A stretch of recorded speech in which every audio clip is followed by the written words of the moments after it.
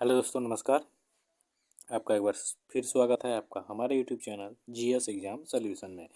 दोस्तों, इस चैनल के माध्यम से आपको यूपी ट्रिपल एससी पेट एग्ज़ाम 2022 के लिए अ, हर एक विषय का जो वीडियो क्वेश्चंस हैं वो क्विज के माध्यम से दिए जा रहे हैं।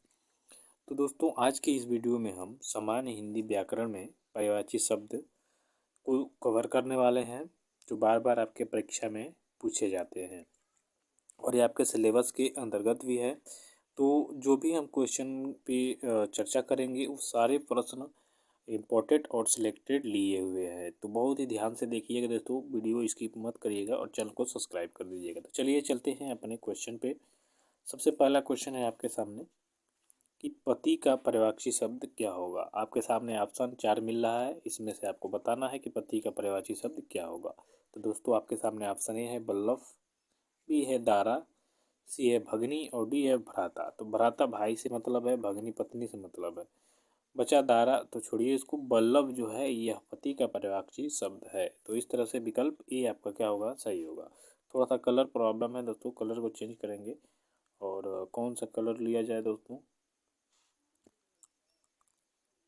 हम्म, चलिए चलिए, कौन सा कलर लिया जाए? ये वाला चलिए।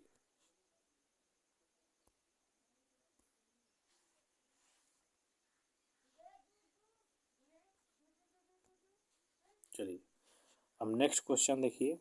दूसरे नंबर का प्रश्न है मित्रों, किताब का पर्यायवाची शब्द क्या होगा। आपके सामने विकल्प दिया हुआ है, ए है पाथी, बी है पोथी, सी है पथी और डी है पाती। तो दोस्तों, अगर जो किताब की बात करें तो किताब का इसमें से पर्यायवाची शब्द होगा पोथी।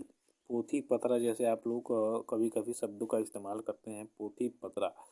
तो पोथी वही किताब से संबंधित है। तो इस तरह से विकल्प आपका ए बी होगा क्या सही, कि किताब का पर्यायवाची निम्न में से पोथी जो है यह राइट होगा। चलिए तीसरे नंबर का प्रश्न को देखेंगे। तीसरे नंबर का प्रश्न है मित्रों कि जंगल का पर्यायवाची शब्द क्या होगा। विकल्प ए है तामरस, बी है इंदिवर, सी है कानन और डी है उद्दफल। तो जो जंगल का इनमें से पर्यायवाची शब्द है दोस्तों, वह होगा आपका कानन। ठीक है, कानन, विपिन, ये सब आपके जंगल के पर्यायवाची हैं। तो कानन इसमें से आपका राइट होगा, यानी कि ऑप्शन सी। तो विकल्प सी आपका राइट होगा। 4 नंबर का प्रश्न है मित्रों कि कुबेर का पर्यायवाची शब्द क्या होगा। 4 नंबर के प्रश्न में है कि कुबेर का पर्यायवाची क्या होगा। विकल्प है आपके सामने, ए है धनन, बी है कुमार, सी है स्कंदन, सी डी है सरभव। तो धनन से आप समझ सकते हैं कि कुबेर धन के स्वामी होते हैं। तो कुबेर जो इसमें धनन दिया हुआ है, ये ऑप्शन आपका सही होगा। तो इस तरह से कुबेर का जो पर्यायवाची होगा इसमें से क्या होगा, धनन, धनन।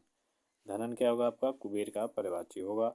तो इस तरह से विकल्प आपका ये क्या होगा, सही होगा दोस्तों। चलिए 5वें नंबर का प्रश्न है, चंद्रमा का पर्यायवाची शब्द क्या होगा। विकल्प ए है कलाधर, बी है प्रभाकर, सी है मधुकर और डी है दिसंबर। तो दोस्तों, चंद्रमा का जो पर्यायवाची इसमें से होगा वो होगा कलाधर, यानी विकल्प ए क्या हो जाएगा आपका, राइट हो जाएगा। चलिए नेक्स्ट क्वेश्चन देखेंगे। 6 नंबर का प्रश्न है कि तम का पर्यायवाची क्या होगा। देखिए, तम मतलब अंधकार होता है। तो आप क्या करेंगे, ध्यान से अंधकार को क्या कर देंगे, टिक कर देंगे। तो इस तरह से विकल्प सी हो जाएगा आपका सही, यानी तम का पर्यायवाची क्या होगा, अंधकार। तम तिमिर तिमिश्रा, यह अंधकार के ही पर्यायवाची हैं। कौन, तम, ति, मीर, ये भी आ जाएगा, तमिश्रा, तमिश्रा, ये तीनों ही अंधकार के पर्यायवाची हैं। ठीक है, तो विकल्प सी होगा आपका सही। 7 नंबर का प्रश्न है दोस्तों कि मीमांसा का सही पर्यायवाची शब्द क्या होगा। यहाँ विकल्प दिया हुआ है स्वरूप, बी है सुविज्ञता, सी है समालोचना, डी है निष्क्रिय। तो समालोचना जो है मीमांसा का पर्यायवाची हो जाएगा। तो इस तरह से विकल्प सी होगा आपका सही। 8 नंबर का प्रश्न है दोस्तों कि बिजली का पर्यायवाची शब्द क्या होगा। विकल्प ए है चमक, ये तो होगा नहीं। बी है प्रकाश, ये भी नहीं होगा। अचल, ये नहीं, ये भी नहीं होगा। डी है सौदामिनी।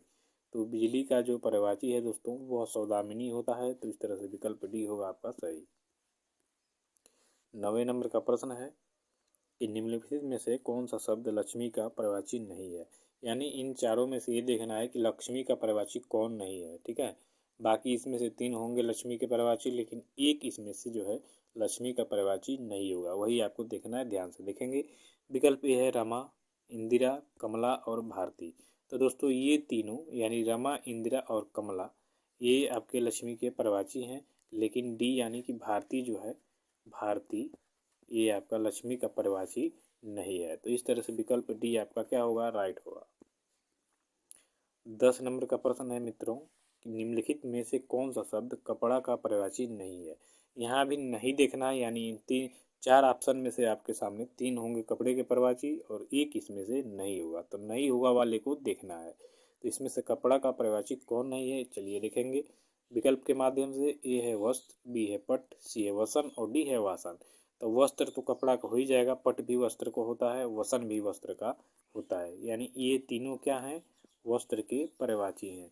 लेकिन यह चौथे नंबर का जो प्रश्न है विकल्प है वासन, ये आपका नहीं है। तो इस तरह से विकल्प आपका डी क्या हो जाएगा, सही हो जाएगा। यानी वस्त्र का यानी कपड़ा का जो पर्यायवाची है वासन नहीं होता है, बाकी वस्त्र, पट और वासन ये तीनों वस्त्र के क्या होते हैं, पर्यायवाची होते हैं। 11 नंबर का प्रश्न है कि निम्नलिखित में से कौन सा शब्द मेघ का पर्यायवाची नहीं है। यहाँ भी नहीं लगा हुआ है, तो यानी कि इसमें से 3 ऐसे होंगे जो मेघ यानी बादल के पर्यायवाची होंगे और एक इसमें से नहीं होगा। तो चलिए विकल्प के माध्यम से देखेंगे। ए है पयोधर, बी है जलधर, सी वारिधर और डी है दामोदर। तो यहाँ पे डी विकल्प जो है दामोदर, ये क्या है, यह वस्त्र के मेघ का पर्यायवाची नहीं है दामोदर। बाकी ये आपके 3 यानी पयोध, जलधर, वारिधर ये क्या है, मेघ के पर्यायवाची है। तो आप यहाँ पे ध्यान दे सकते हैं कि मेघ का पर्यायवाची जो है पयोधर, जलधर, वारिधर ये तीनों होता है, लेकिन दामोदर नहीं है। ठीक है, तो विकल्प डी होगा आपका क्या, सही। 12 नंबर का प्रश्न देखिए ध्यान से। आकाश का पर्यायवाची शब्द क्या होगा। यानी इन 4 ऑप्शनों में से एक ऑप्शन होगा पर्यायवाची का आकाश का। पहला है सहकर, बी है शून्य, सी है प्रभा और डी है मंडली। तो इनमें से आकाश का पर्यायवाची होगा शून्य। शून्य को आकाश का पर्यायवाची भी कहा जाता है। आकाश के पर्यायवाची में आपका व्योम, शून्य, अंतरिक्ष, आकाश ये मतलब आसमान, ये सब क्या है कि आकाश के पर्यायवाची हैं। व्योम भी आकाश का पर्यायवाची है, अंतरिक्ष भी, शून्य भी, ये क्या है, आकाश का पर्यायवाची है। ठीक है, तो विकल्प भी होगा सही। 13 नंबर का प्रश्न है दोस्तों, सोना का पर्यायवाची शब्द क्या होगा। सोना, ठीक है, सोने वाला सोना नहीं, पहनने वाला सोना की यहाँ बात हो रही। विकल्प ए है अर्क, बी है वर्क, सी है कनक और डी है माणिक्य। तो सोना का पर्यायवाची दोस्तों इसमें से हो जाएगा आपका कनक। कनक, कनक के 100 गुनी मादकता अधिकाय वाला। आप एक दोहा जानते होंगे, दोहा मतलब हाँ दोहाई। ठीक है, तो सी नंबर का जो आपका विकल्प होगा सही होगा। सोना का पर्यायवाची कनक होता है। एक कनक मतलब धतूरा भी होता है, तो यहाँ धतूरे से तात्पर्य नहीं है, यहाँ सोने से तात्पर्य है। सोने मतलब सोने वाला नहीं, यहाँ पहनने वाले आभूषण से मतलब है। ठीक है, 14वें नंबर का प्रश्न है दोस्तों, अनल किसका पर्यायवाची शब्द है। विकल्प है अग्नि, बी है जल, सी है वायु और डी है सूर्य। तो दोस्तों अनल मतलब अग्नि होता है, तो सीधा आप जानेंगे कि अनल का संबंध यानी अग्नि से है, अर्थात अनल का जो पर्यायवाची होगा अग्नि होगा इसमें से। ठीक है, तो विकल्प ए आपका क्या होगा, राइट होगा। 15 नंबर का प्रश्न है कि दर्प का पर्यायवाची शब्द क्या होगा। विकल्प है तिरस्कार, बी है अहंकार, सी गर्व और डी है स्वाभिमान। तो दोस्तों अहंकार, दर्प मतलब अहंकार, घमंड, ये आपका क्या हो जाएगा, विकल्प बी हो जाएगा सही। दर्प का पर्यायवाची अहंकार होता है, तो विकल्प बी क्या होगा आपका, सही होगा। चलिए 16वें नंबर का प्रश्न देखेंगे। पावक किसका पर्यायवाची शब्द होगा। ये भी देखिए अग्नि का, अग्नि पावक, ठीक है, इसका होगा अग्नि का। ठीक है, ये भी अग्नि का क्या है, पर्यायवाची है, तो विकल्प सी होगा क्या, सही। चलिए 17वें नंबर का प्रश्न होगा कि पाखंडी का पर्यायवाची शब्द क्या होगा। विकल्प है धूर्त, बी है होशियार, सी है बुद्धिमान और डी है ईमानदार। तो दोस्तों पाखंडी मतलब आपका जो होता है धूर्त, धूर्तबाजी, पाखंडी उसी को बोला जाता है जो धूर्तबाजी करता है। ठीक है, तो इस तरह से विकल्प ए होगा आपका सही। पाखंडी का पर्यायवाची क्या होगा दोस्तों? धूर्त होगा। क्या होगा? धूर्त।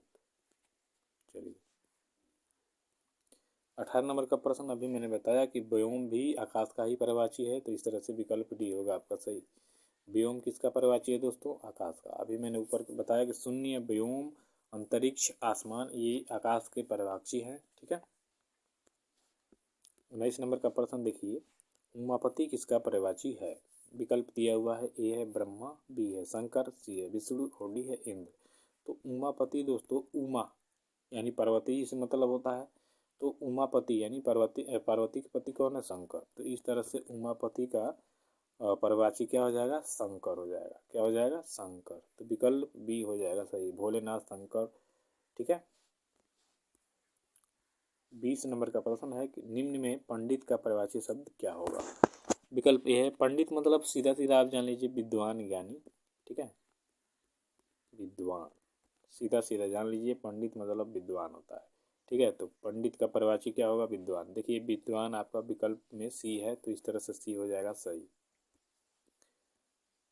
21 नंबर के प्रश्न को देखिए, निम्नलिखित में कौवा का पर्यायवाची है। तो इसमें से कपोत माने कबूतर हो जाता है, कोकिल मतलब कोयल हो जाता है, केकी मतलब मालूम नहीं, लेकिन वायस मतलब कौवा होता है। तो इस तरह से विकल्प डी होगा आपका सही। कौवे का पर्यायवाची क्या होगा? वायस। 22 नंबर का प्रश्न देखिए, निम्नलिखित में से कौन सा शब्द दिन का पर्यायवाची है? तो आप सीधा सीधा जानते हैं कि देव मतलब देवता हो जाएगा, दीप्ति मैंने दामिनी मैंने होगा नहीं दिन का। दिवस यहाँ दिख रहा है, तो दिवस सीधा सीधा टिक करेंगे कि दिन का पर्यायवाची दिवस होता है। तो इस तरह से विकल्प भी होगा सही आपका। 23 नंबर का प्रश्न है, देखिए वेरी इंपॉर्टेंट है। पयोधी सिंध वारिस किसके पर्यायवाची शब्द हैं?